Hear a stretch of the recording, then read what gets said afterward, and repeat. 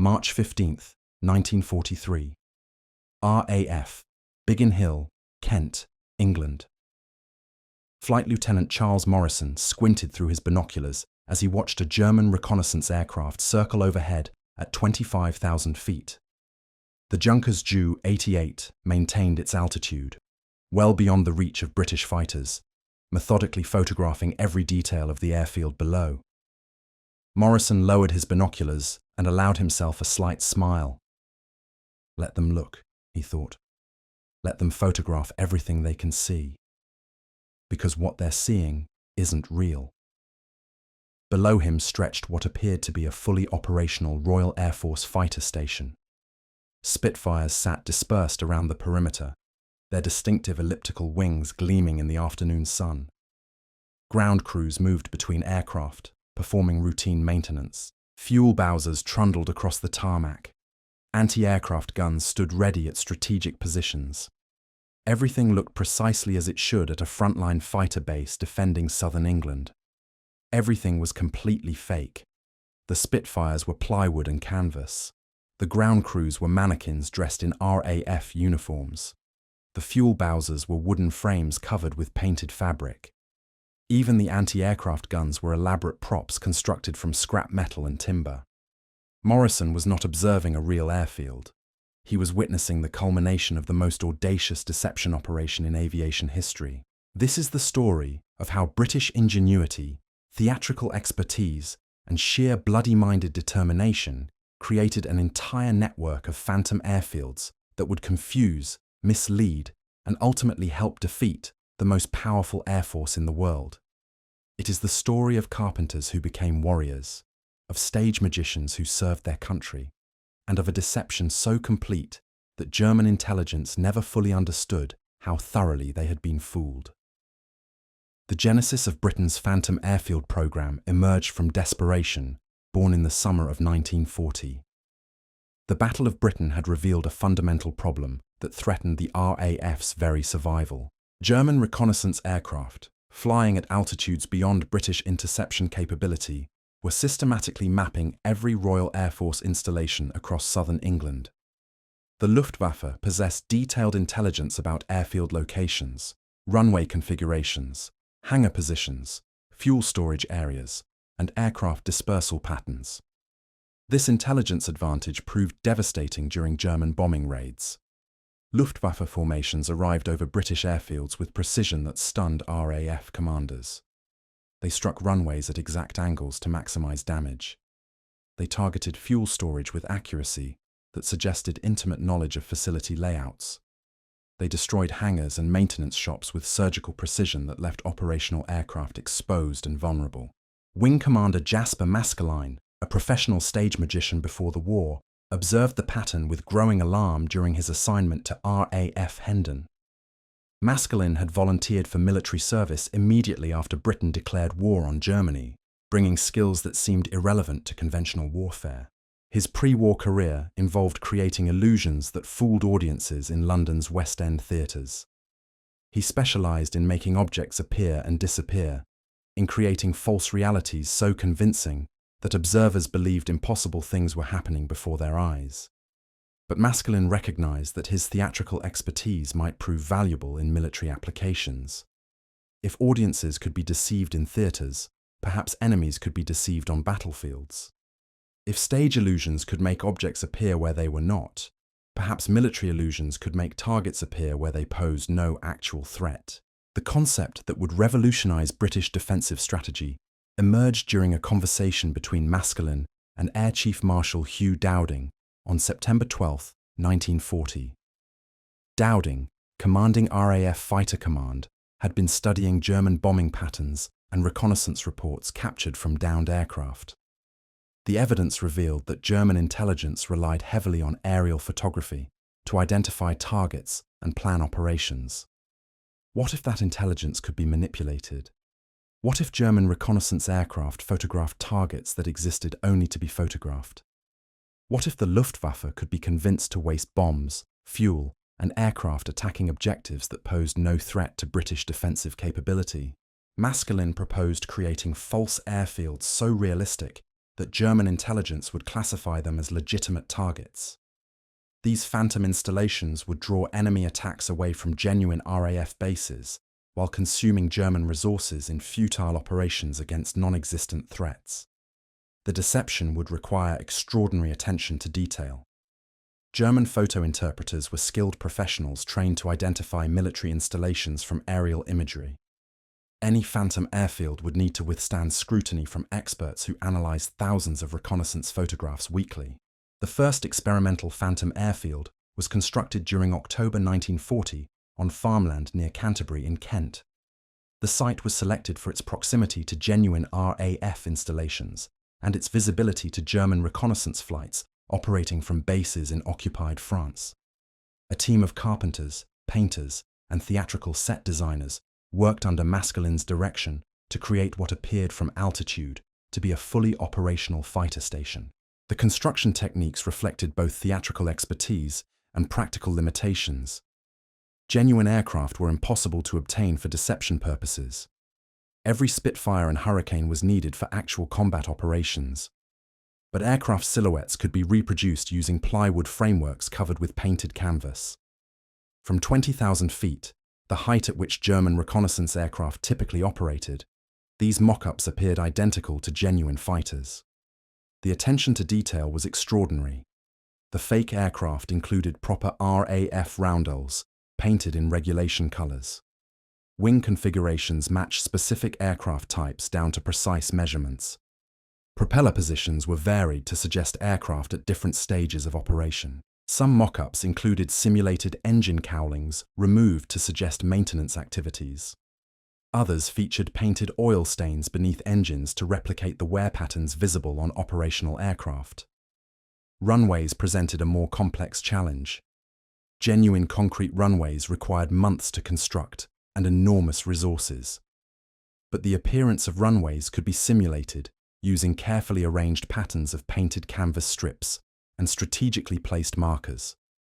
The key was creating convincing shadows and surface textures that would photograph as authentic concrete construction. Buildings posed similar challenges solved through theatrical ingenuity. Hangars were constructed using wooden frameworks covered with painted canvas sheets. From ground level, the deception was obvious, but from altitude, with shadows cast by supporting frameworks and careful attention to proportions, the structures appeared genuine to aerial reconnaissance. The first German reconnaissance of the Canterbury site occurred on October 28, 1940. A Junkers Ju-88, operating from Calais, photographed the phantom airfield during a routine intelligence gathering mission over Kent. The aircraft circled the site for nearly 10 minutes, its cameras recording every detail of what appeared to be a newly constructed RAF fighter station. German photo interpreters classified the installation as a legitimate military target within 48 hours of receiving the reconnaissance imagery. Intelligence reports identified aircraft dispersal areas, fuel storage facilities, maintenance hangars, and defensive positions. The assessment concluded that the airfield represented a significant threat to German operations and warranted priority targeting during the next available bombing mission. The first German attack on the Canterbury Phantom Airfield occurred during the night of November 3, 1940. 12 Heinkel. He-111 bombers approached the target area at low altitude, their navigation guided by intelligence gathered from the reconnaissance photographs. The formation carried a mixed load of high explosive and incendiary bombs calculated to destroy aircraft, facilities, and fuel storage areas. The attack proceeded exactly as German planners intended. Bombs fell across the target area with precision that demonstrated excellent intelligence preparation. Explosions erupted where reconnaissance had indicated aircraft positions. Incendiary bombs ignited where fuel storage was believed to be located. The bombing pattern covered the entire facility area, ensuring comprehensive destruction of what German intelligence believed to be a significant RAF installation. But the bombs destroyed only plywood, canvas, and timber. No aircraft were lost because no aircraft had ever been present. No fuel exploded because no fuel storage existed. No personnel were killed because the airfield was uninhabited except for a small maintenance crew responsible for repairing bomb damage to the deception materials. Within 72 hours of the attack, British work parties had restored the Phantom airfield to operational appearance. New plywood aircraft replaced those destroyed by bombing. Damaged hangars were reconstructed using fresh canvas and timber. Crater patterns were filled and disguised to suggest rapid runway repair capabilities.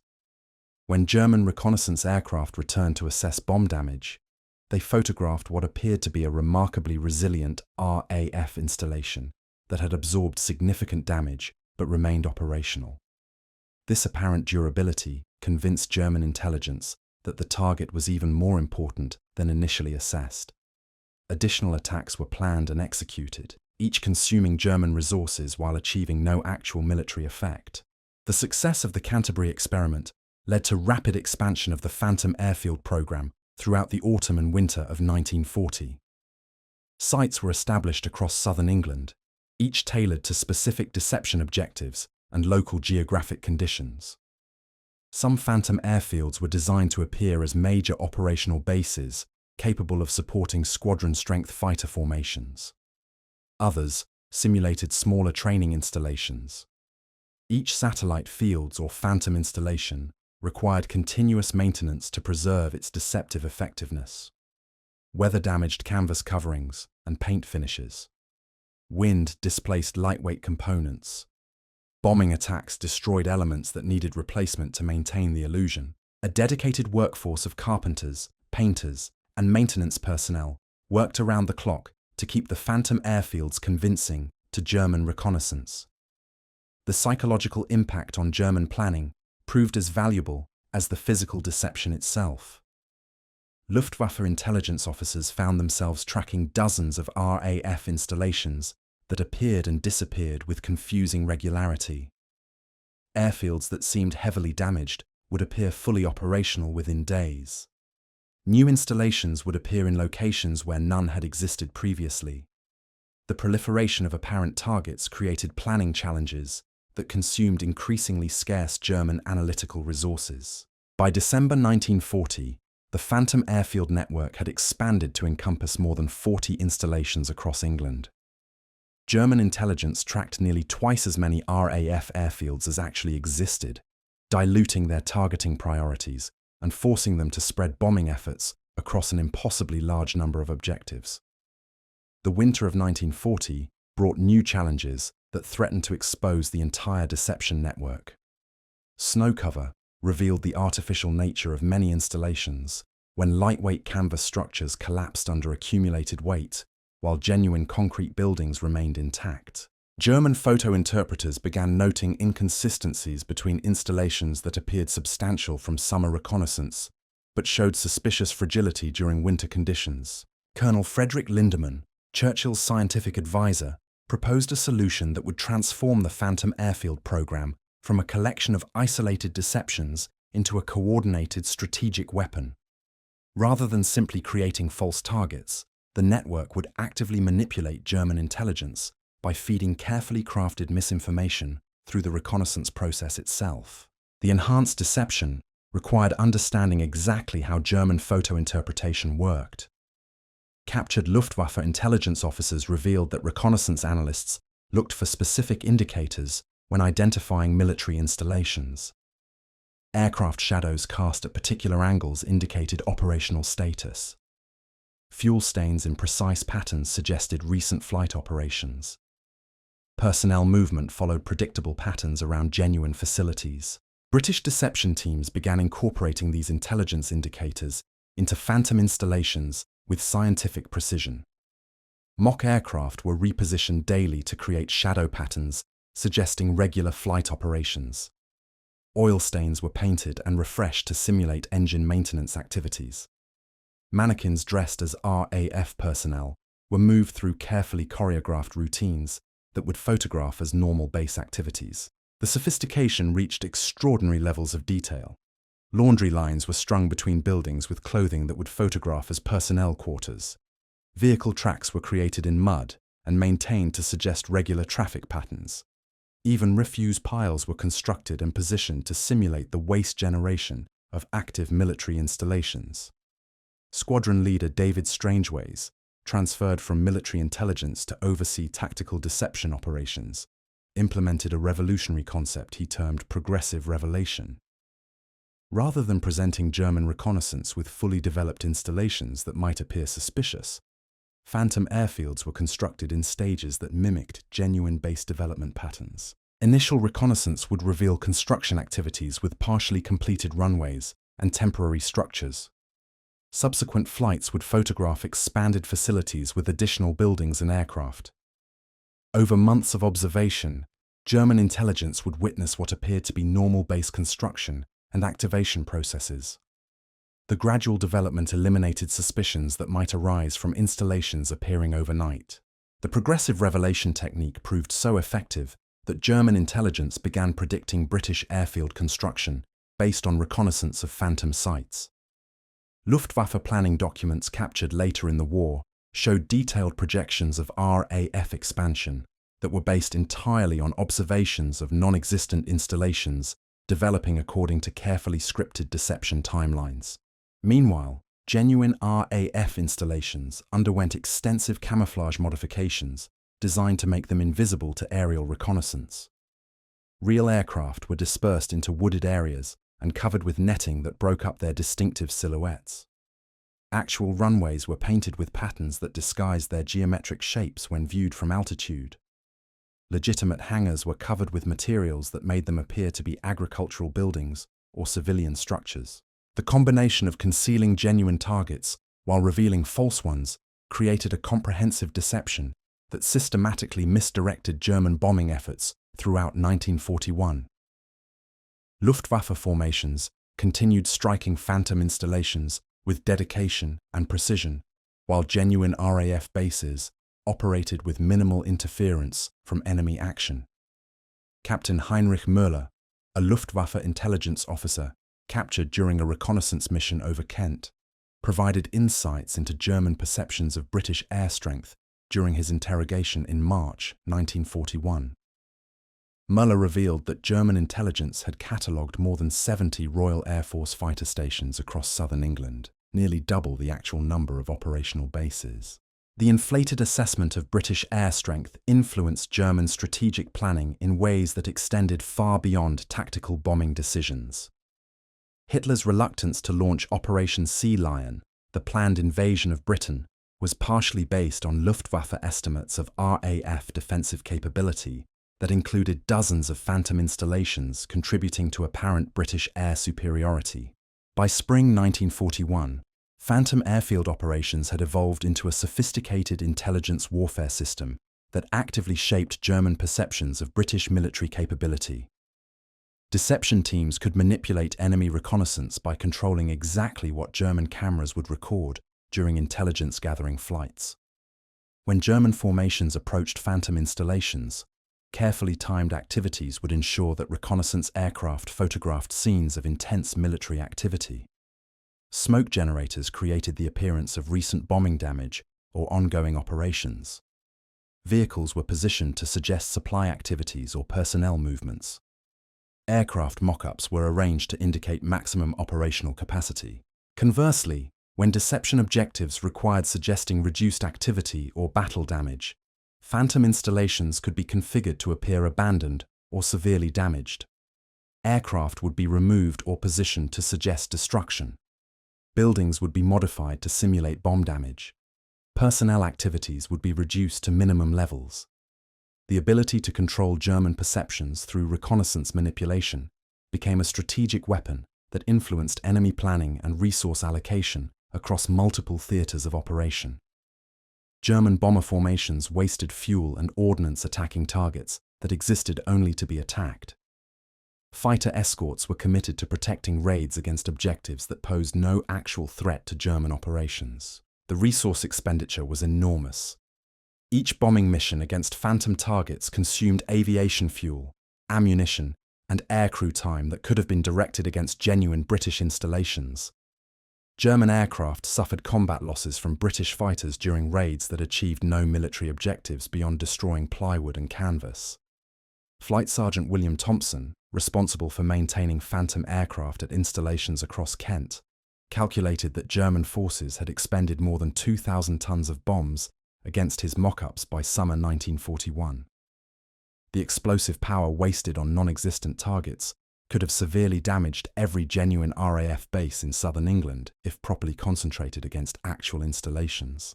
The psychological warfare aspects proved equally valuable. German aircrew morale suffered when reconnaissance reported successful attacks against installations that appeared fully operational during subsequent observation flights. The apparent resilience of British airfields suggested defensive capabilities and repair capacity that exceeded German estimates. Luftwaffe pilots began reporting increasing British fighter resistance during bombing missions, not realizing that their attacks against phantom targets were freeing genuine RAF squadrons to concentrate against actual threats.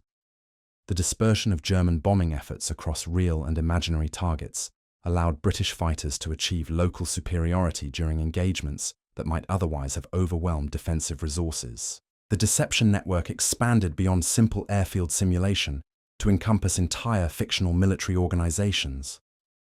Phantom squadrons were created with complete administrative structures, personnel rosters, and operational histories. German intelligence tracked these non-existent units through carefully planted evidence and controlled information leaks. Radio traffic was generated to suggest communications between phantom installations and fictional headquarters units. False documents were prepared and allowed to be captured during staged incidents that would reach German intelligence networks.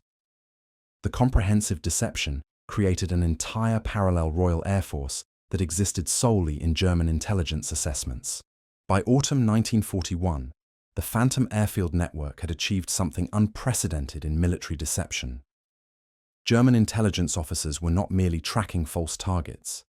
They were actively planning operations around installations that existed only in their own reports.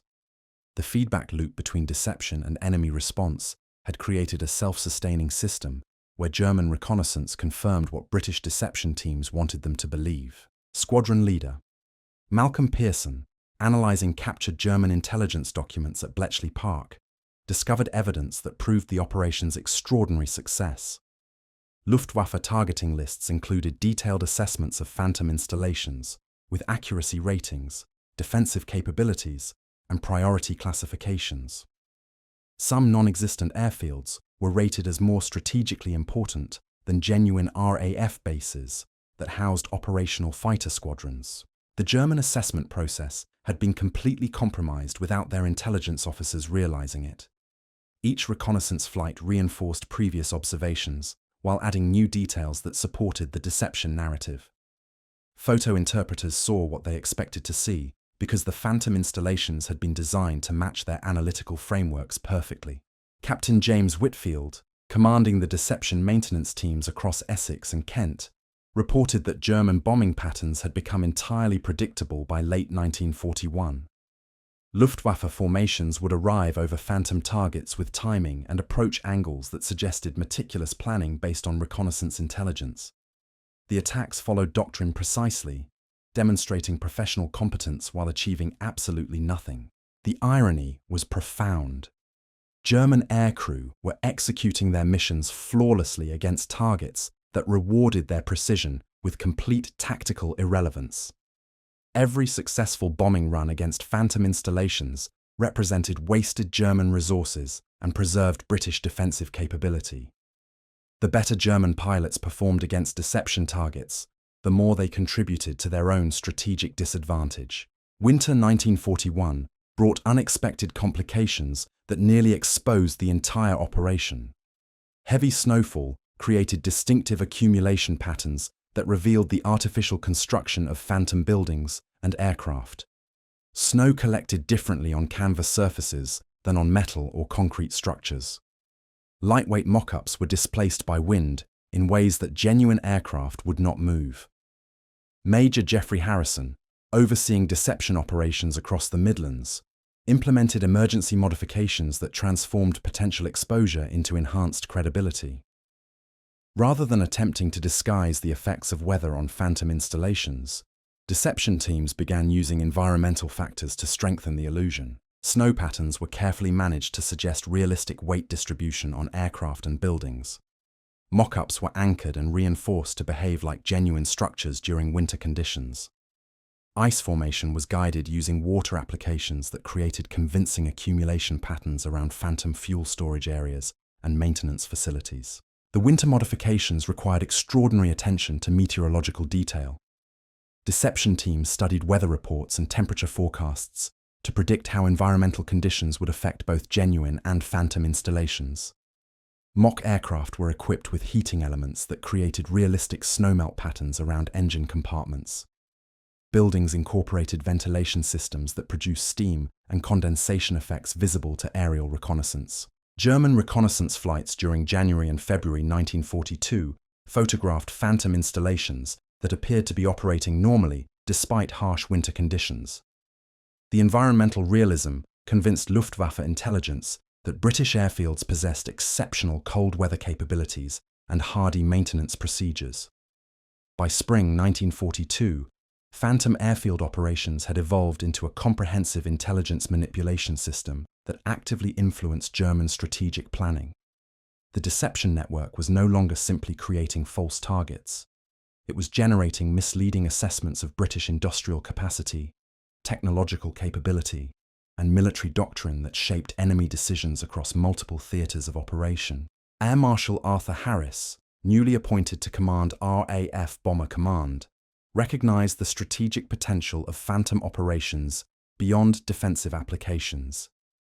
The deception techniques that had protected British airfields could be applied offensively to manipulate German defensive preparations and resource allocation.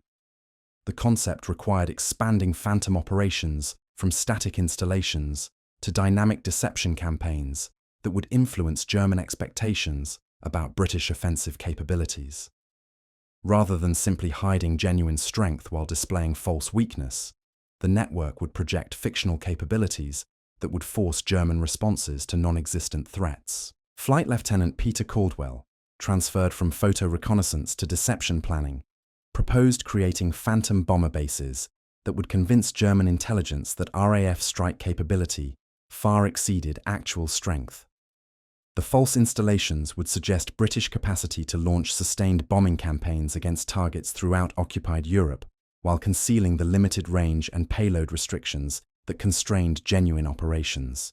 The bomber-based deceptions required different techniques than fighter station simulation. Heavy bombers created distinctive infrastructure requirements that were difficult to simulate convincingly. Runways needed to appear longer and more robust than fighter installations. Fuel storage had to suggest capacity for aircraft, with much greater consumption rates. Maintenance facilities required configurations specific to four-engine aircraft, rather than single-engine fighters. Colonel David Sterling, commanding Special Operations Liaison with Deception Units, provided captured German technical manuals that revealed Luftwaffe intelligence assessment criteria for bomber installations. The documents specified infrastructure indicators that photo interpreters used to distinguish between fighter and bomber bases. Armed with enemy analytical frameworks, British deception teams could construct phantom installations that would photograph as exactly what German intelligence expected heavy bomber bases to appear. The first phantom bomber installation was constructed during April 1942 on agricultural land near Lincoln. The site featured extended runway patterns created using painted canvas strips, arranged to suggest concrete construction capable of supporting fully loaded heavy bombers. Fuel storage areas were simulated using carefully positioned tanks and piping systems that would photograph as massive aviation fuel capacity. Aircraft mock-ups presented extraordinary technical challenges. Four-engine bombers were far more complex to simulate than single-engine fighters. The size alone required construction techniques that could support structures visible from reconnaissance altitudes, while remaining lightweight enough for rapid repositioning and replacement after bombing attacks. Sergeant Major Robert Henley, leading the construction team, developed modular assembly techniques using sectional frameworks that could be transported by truck and assembled on site. The mock bombers were built in sections with wings, fuselage, and tail components that connected using hidden fasteners invisible from altitude. Each complete mock-up could be assembled by 4 men in less than 2 hours, or disassembled and relocated with equal efficiency. The attention to detail exceeded even fighter aircraft deception standards. Mock bombers included proper engine nacelles with simulated propeller configurations. Wing surfaces featured painted panel lines and maintenance access points. Fuselage sections incorporated gun turret positions and antenna installations. From 20,000 feet, the constructions appeared identical to genuine Lancaster or Halifax bombers. German reconnaissance of the Lincoln Phantom bomber base occurred on April 28, 1942. The Junkers Ju-88 reconnaissance aircraft spent nearly 15 minutes photographing the installation, its cameras recording what appeared to be a major RAF bomber station, with operational heavy aircraft and supporting infrastructure. Luftwaffe intelligence assessment classified the installation as a primary strategic target within 24 hours of receiving the reconnaissance imagery. The evaluation identified fuel storage capacity sufficient for sustained bomber operations, maintenance facilities capable of supporting 4-engine aircraft, and dispersal areas containing what appeared to be operational Lancaster bombers. The first German attack against the Phantom bomber base occurred on May 7, 1942. 24. Heinkel. He-111 bombers approached the target in a coordinated night raid designed to destroy British heavy bomber capability before it could threaten German industrial targets. The formation carried armor-piercing bombs specifically selected to penetrate aircraft hangars and destroy bombers on the ground. The bombs fell exactly where German planners intended, destroying mock bombers, canvas hangars, and plywood fuel tanks with devastating precision. Within hours, British work crews began reconstructing the Phantom installation using fresh materials and improved techniques. The cycle would continue throughout the war, German forces expending thousands of tons of ordnance against targets that existed only to be destroyed. The Phantom airfield network had transformed British ingenuity into strategic victory, proving that sometimes the greatest weapon is the one that never fires a shot.